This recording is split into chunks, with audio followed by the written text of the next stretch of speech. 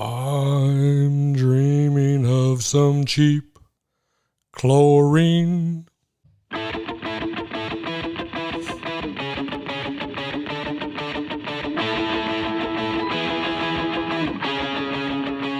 Hey friends, you're listening to Turf's Up Radio, and this is the Deep End with Frank.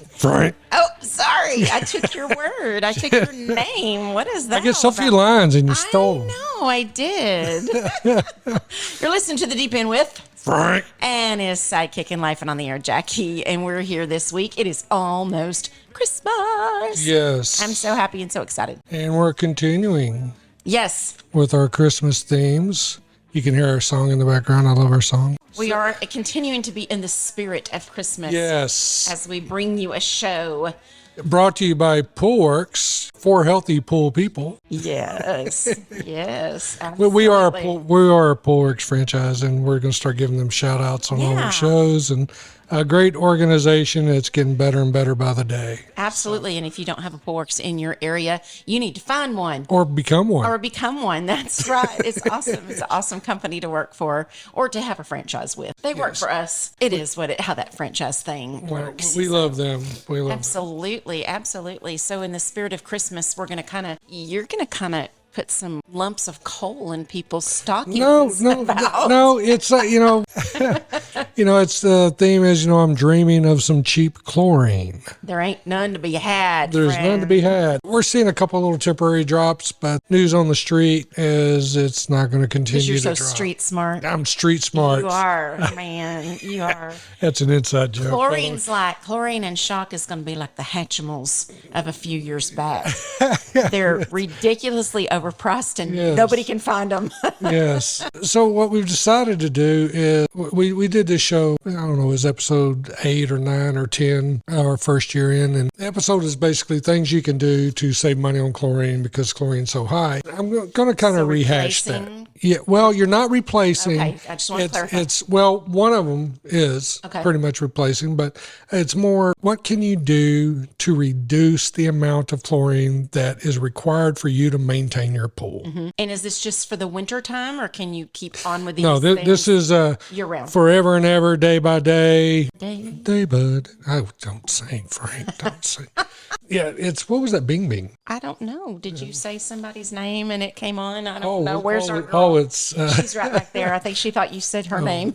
Well, it's Alexa thinks. Oh, stop it. Okay, say Alexa. Okay, she went to sleep. She did. Okay. Right. It's things you can do. And of course, I mean, we've talked about them all before, going into this year. First of all, it's things that you should be doing anyway. Okay. And then it's things that you can do to greatly reduce the amount of chlorine that's required by your pool on a daily basis. Which is a huge plus. Yes, which is a huge plus. Before we get started, we do want to give a shout out to Turf's Up Radio, Wayne Bowles, Darren Gruner, Hecubus, which is Russell Owens. There's some really great shows. Can they go to turfsupradio.com to view? Yeah, you can go to turfsupradio.com. You can see all the shows. Dan Plata. Dan Plata is like one of the most active people on YouTube I think I've ever seen. Wow. He is constant. I mean, he's recording like a show or two a day. Goodness. So I think I'd have to kill you.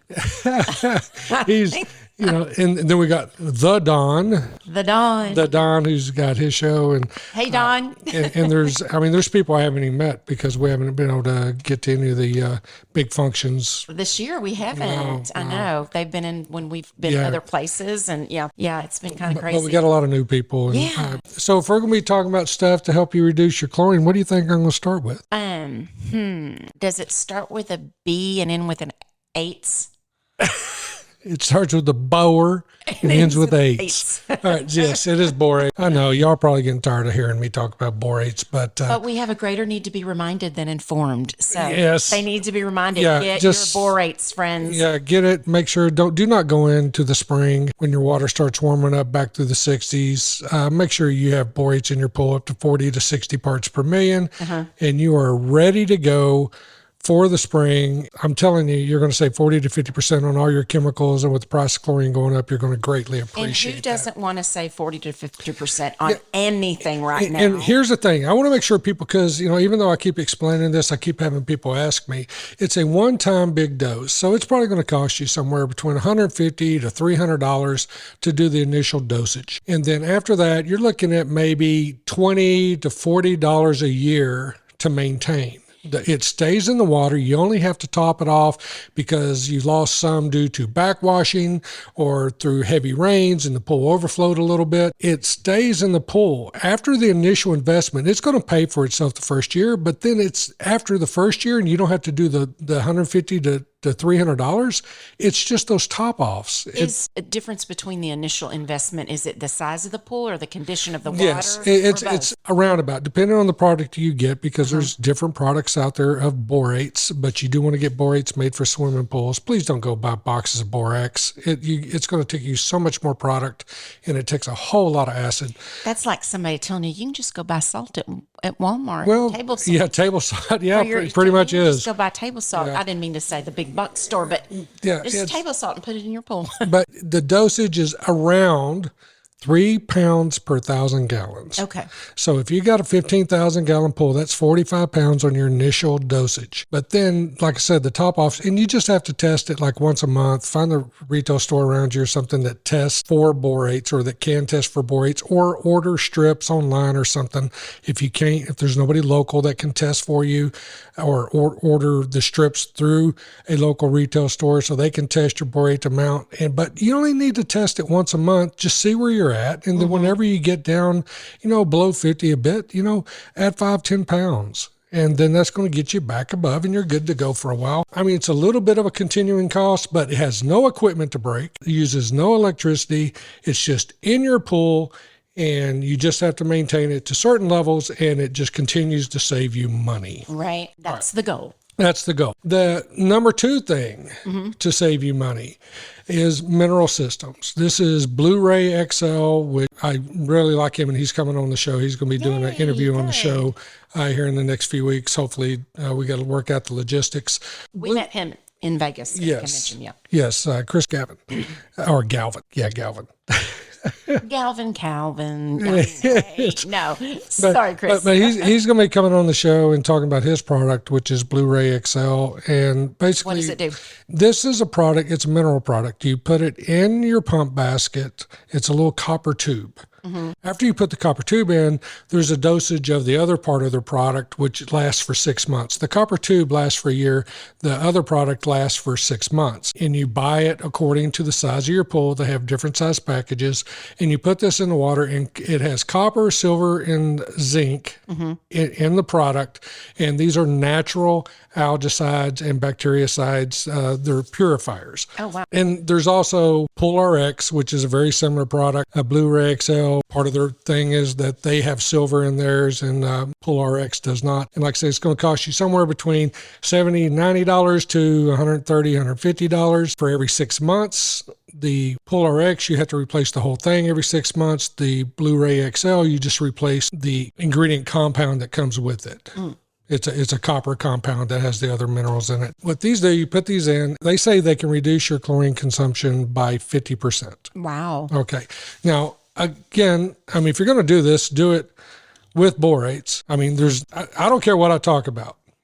Do borates with it. All right. It's going to help you that much more. There's also the Zodiac Nature 2 systems that pretty much do the same thing, but those are, you plumb them in line to have cartridges that you have to replace. But all these, they pretty much do the same thing. But like I said, I like Blu-ray XL better. They kill algae.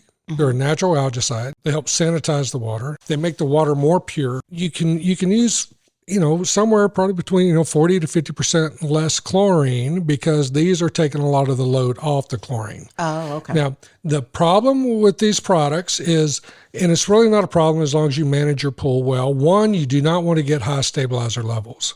Because if you have a lot of copper in the water and you get high stabilizer levels and you get things out of whack a little bit, the copper will join up with the stabilizer, and it creates a copper cyanurate, and it will stain your pool purple. Ooh. I mean, like TCU purple. I was about to say, if you're a TCU fan. Yeah, if you're a TCU fan, go buy this product or right some now. Jacks. Yeah. I mean, it's a purple stain. It's not that difficult to remove, but it is quite shocking when you go out and you look at your pool and it's turned purple. If your TDS gets real high and your copper comes out of solution because you weren't keeping your water balanced well, it can stain your pool the same color as the Statue of Liberty, which she's made out of copper, which is a oxidized copper look, that bluish green. Greenish. Now, that's not a bad color, but it ain't the color you want your pool to be. No. On the mineral systems, they're going to cost you somewhere between $90 and $150 a year, or $200 a year. Some of them you have to replace every 6 months. What some people do is they only use it in the warm season, and they do not follow up in the cooler season. Mm-hmm. That way they don't get the copper build up as fast as they typically would.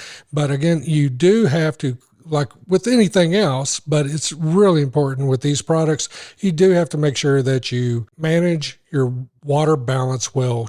Watch your TDS. You may have to drain down your pool over time as the copper builds up, or as your total dissolved solids build up, just to keep those in a decent range so you don't have the staining problems. The next thing I want to talk about is ozone. Ozone. Okay. All right, I'm not a huge ozone fan. If you get a good ozone system, ozone can cut your chlorine usage quite a bit, 50 to 75. There's different ways they make ozone, but it basically injects ozone into the system. It's a very good oxidizer that oxidizes everything that's in the plumbing. As long as you're turning your pool over well and at least a couple times a day, well, all that water is running through your plumbing, and the ozone is oxidizing algae, bacteria, stuff like that. And when ozone oxidizes something, it basically turns it into nothing. It just gets rid of it. But something else about ozone, it does help lump particles together. Part of its reaction causes little things to stick together so they can be filtered out more efficiently. That's a benefit with ozone. And like I said, some of them tout that they can reduce your chlorine consumption by 50 to 75%. I've never seen results quite that well, but anything helps. But the ozone system plumbs in over at your equipment and injects the ozone into the plumbing. And one of the problems I don't like about ozone is it bubbles off. You can purchase degassing chambers. Oh, you get the bubble, like the bubble bathy looking. No, it's just a bloop bloop. Oh, bloop bloop. Got it. Bloop bloop. Yeah, it's not like a hot tub bubbles. Oh, got it. It's just bubbles constantly dripping out. And if your system's running 24/7 and the ozonator is injecting ozone into the system, and at night, like if you have a bedroom near the pool, you'll hear the bloop bloop bloop bloop, and yeah, that would drive you crazy. I was about to say I don't know. But I'm sure there's methods of of adjusting that. But like I said, they have degassing systems that you can install that will help eliminate that issue with ozone. For your pool? Yes, for the pool. Yeah. Yes, only for your pool.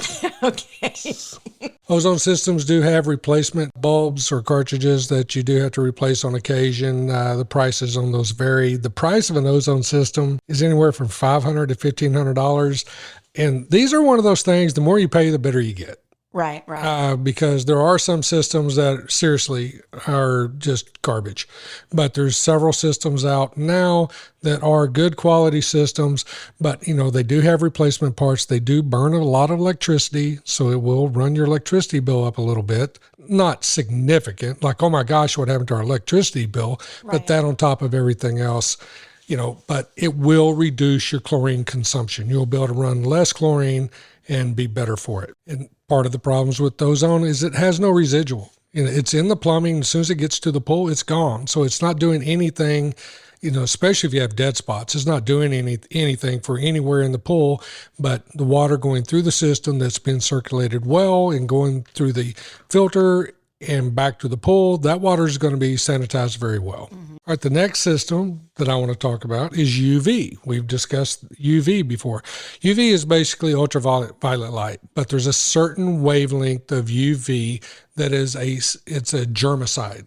Oh. It's the germicide level, and it does a really good job killing microorganisms. And it also breaks down chloramines. And by the way, that's something ozone does also. It breaks down chloramines. A lot of times when you shock pools you're shocking because you have a buildup of combined chlorines, which is chloramines. Right. Ozone and UV will both help destroy those, so it will reduce the amount that you have to shock. If you have a pool that has heavy use, ozone and UV are good products that can help you reduce the amount of chloramines that build up in your pool. But the thing about UV is it does not oxidize. Oh. It just kills living organisms. In hospitals, they've gotten where they use UV lights to sanitize like operating equipment and stuff like that. UV it's really good at killing organisms, but again, it doesn't oxidize anything. So it doesn't really remove anything from the water. It just kills things that are in the water.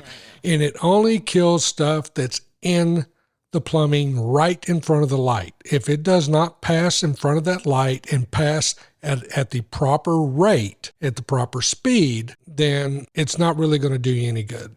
A UV light, it needs to be sized proper for the flow and sized proper for the pool.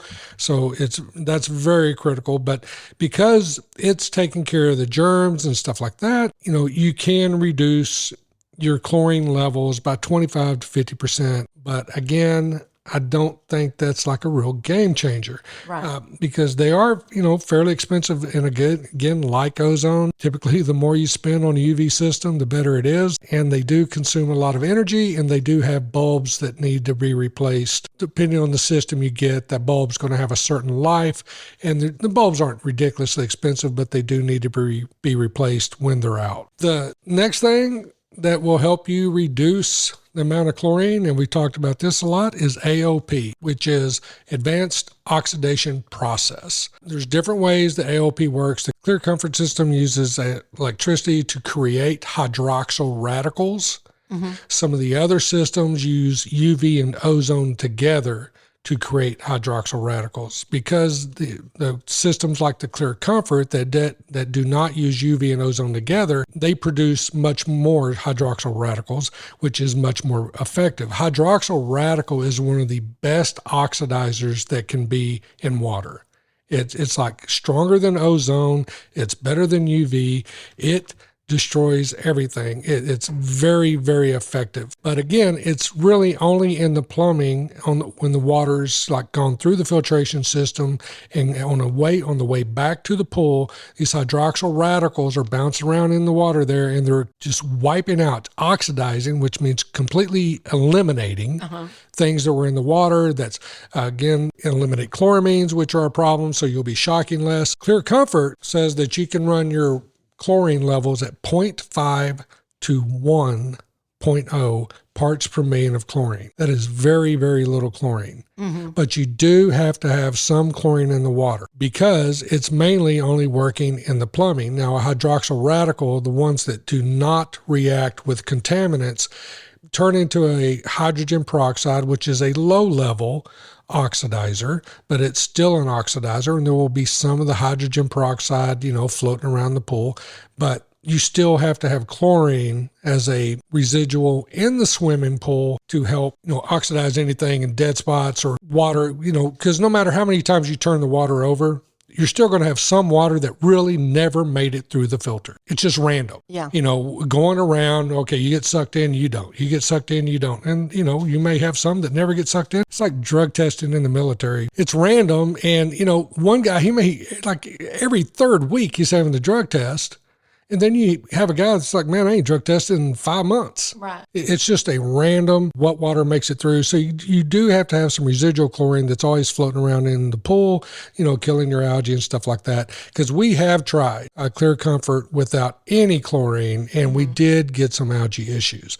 So we had since gone to, anytime we do a Clear Comfort system, we do borates. So any algae that gets in the pool cannot multiply. Right. But then we also have a small residual of chlorine that stays in the water. And then that chlorine is strong enough to kill any of the algae, because the algae is not multiplying. So just that little bit of chlorine can handle it.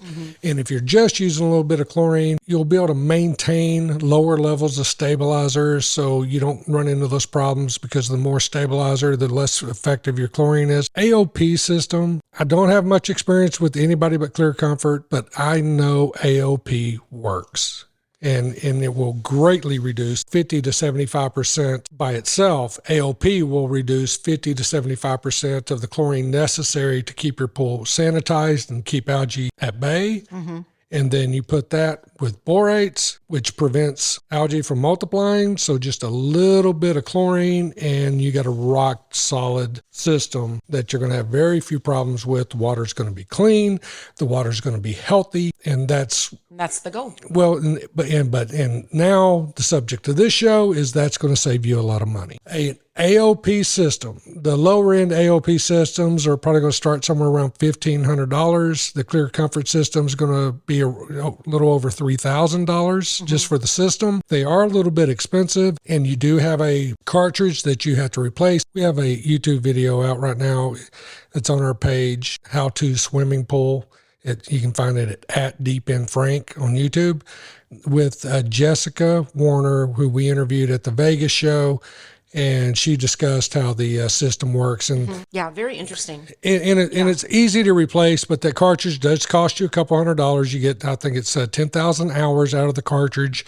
Some people will turn them off in the winter, and that way they can extend. They'll get 2.5, maybe 3 seasons out of one cartridge. So that money spread out over 3 years, and then using a whole lot less chlorine. I think that's a win. That's a win, and they're fantastic systems. They really are. Now I want to talk about some things that you really don't have to buy anything. It's just stuff you need to do, and these are all part of the basics of maintaining the swimming pool. The first is circulation. We beat that horse to death.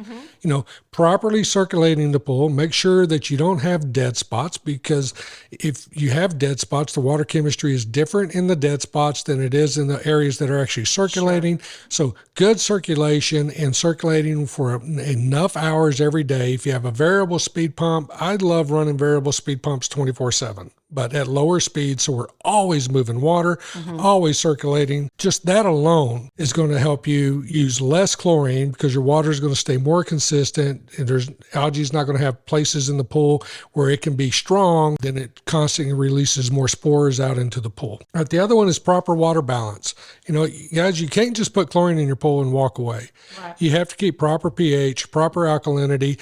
Make sure, according to the Langler saturation index or the calcium saturation index, the water is neither aggressive nor scaling, and keeping water properly balanced and your pH in line will help your chlorine be more effective. Therefore, you can use less chlorine, less shocking and stuff like that. Then managing your CYA levels. That's something we're in the process of right now. I've been preaching this a lot to a lot of people lately, is once you get into winter and your water temperature, and I'm talking mainly for the south there, because you guys up north, y'all just shut her down. Down here, we continue running the systems all year round, but once the water temperature gets down below 70 degrees, stop using tabs. If you're a tab pool, stop using tabs. Just shock your pool once a week. Algae is going to be dormant during the winter, so a little bit's going to fall into the pool during the week. You just need to shock it once a week to burn all that crap up, and then you should be good. Now, if you're heating your pool, this does not apply to you. Right. So you still have stabilized chlorine, but you will be able to use less stabilizer because there's not as much sun on the pool. The UV rays from the sun are not going to affect your chlorine near as much. Okay. The other thing is keep the debris out of your pool. Don't let 12 inches of leaves pile up in the bottom of your pool. You're putting nutrients into the water that feed algae. You're releasing phosphates. You're also releasing a lot of metals and stuff like that. And it hurts the circulation because there's not going to be water circulating underneath those leaves. So algae basically has free reign. It's like a giant dead spot, and you're feeding it constantly. That's going to cause you problems. And those extra nutrients that are leaching out into the water are going to cause you problems later in the year. Maintain your pool filter. Keep it clean. Watch the pressure on your filter. Clean it regularly. If your filter is getting dirty, you're circulating less water. Therefore, you're having more problems. All right, so just keep your filter clean. Brush your pool at least once a week. Brush. Even in the winter. Even in the winter. But brush it. Even in the winter, you got to brush your pool because stuff is getting on the walls. Stuff is getting on those steps. Some of that stuff may be staining, but could be things that are, algae getting set up into the little crevices in the plaster and stuff like that. So always brush your pool. Just brushing alone is going to help you use less chlorine to maintain your pool. Now, the last thing I want to talk about, I'm kind of making a shift on this. I've never been pro salt. You know what? I'm getting there. You're getting it. I'm getting there. Coming around. the higher chlorine gets, the more beneficial a salt system is. Now, there are problems that come with the salt system, and I know in some areas, it's the golden child, right. But in our area, we tend to have more problems with it. It's an effective system. For the first times ever, I'm going to start recommending more and more that people go to salt, just because we don't know the status of chlorine. Right.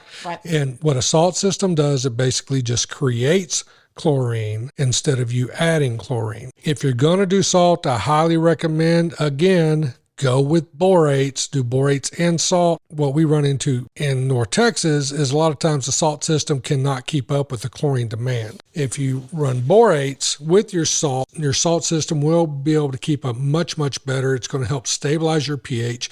And rising pH is a problem with salt pools. The process of making chlorine from salt does cause the pH to rise, and that can become problematic. And there is the corrosion issues associated with salt. Now, some people claim it's horrible. Some people claim it doesn't happen at all. I kind of sit in the middle. I think it's kind of a hit or miss. Corrosion issues. What stone do you have around your pool? How much metal do you have around your pool?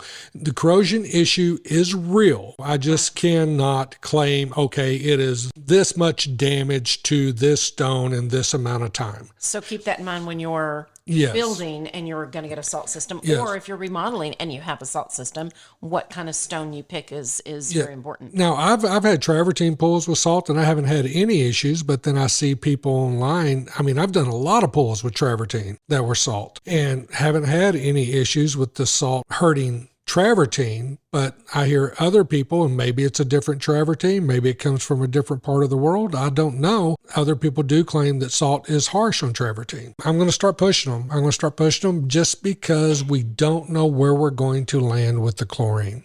That begs the question. So are we going to know about chlorine, and are we going to know, is there an end in sight, or is it just what's the scoop on that? Do we know a story? Our government is very close to passing a law, if it hasn't already passed, for the EPA, or maybe not a law, maybe it's just a new regulation, where the chlorine manufacturers use asbestos in the process of making chlorine. There is no asbestos in chlorine. Don't worry about that. But the workers are working around this asbestos. Now, to my knowledge, there's never been any issues of mesothelioma or anything like that with chlorine workers, but just the fact that they have asbestos in their filtering process is raising flags, and the EPA wants them to eliminate this asbestos from this process. Now, it'd be simple if they could just say, okay, we'll stop using asbestos as this filter, we'll start using another product. But it's not that simple. They're going to have to completely recreate their process, and that's going to be extremely expensive. We're talking billions of dollars for the chlorine manufacturers to be able to work around this and create a new process. And it may push chlorine overseas. I don't know. I know Biolabs, they just finished, Kick Industries, they just finished that new plant, the one that burnt down that caused all this problem to begin with. They just finished their plant, but I don't know if they went back with the asbestos process or if they went back with a different process. But there's a lot of rumors out there floating around that is greatly affect the chlorine manufacturing process. We already know that cal hypo is going to be a problem. There's a lot of things associated with that. So this chlorine manufacturing, here's the thing, the pool industry, we're at the kiddie table. Right. The pool industry is not even close to the largest consumer of chlorine products. If it comes down to it to where, okay, we're losing 50% of all chlorine or 40% of all chlorine or whatever, the little kids at the table get the least amount of food. Sure. So we'll probably get hit the hardest. It will go into sanitizing products. There's chlorine's used in so many different things. Drinking water, the water processing industry uses much more chlorine than the pool industry does. Cleaning products, all that uses chlorine. So we're just sitting there just hoping some of it's left for us. Sure. There's cal hypo issues and everything else. So hopefully this was some help to you guys. So this is my recommendations on what you can do to reduce the amount of chlorine that you use in your pool, which will reduce the cost of operating your pool, which is, becoming more and more important to everybody. Next week's Christmas. We got a Christmas Eve show. We do. Yes, we do. So it's crazy busy this week. Oh my goodness. So I'm sure everybody's got parties. Everybody's got, seeing family. We just hope y'all have the greatest of holidays, and we'll see y'all next week. See you next week. Why should you skim? Why you hire a